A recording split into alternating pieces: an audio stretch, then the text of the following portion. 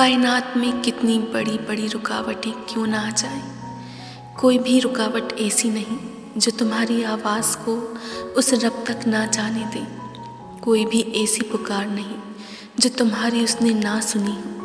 اگر وہ دیر کر رہا ہے تو ممکن ہے کہ اس کے پیچھے اس کی کوئی مصلحت ہو، یا تمہارا مانگنا اسے بے حد پسند آ گیا ہو۔ دیر ہونے کا مطلب یہ بھی نہیں کہ وہ دعا کبھی قبول ہی نہیں ہوگی، یا پھر دعا مانگنا چھوڑ دو۔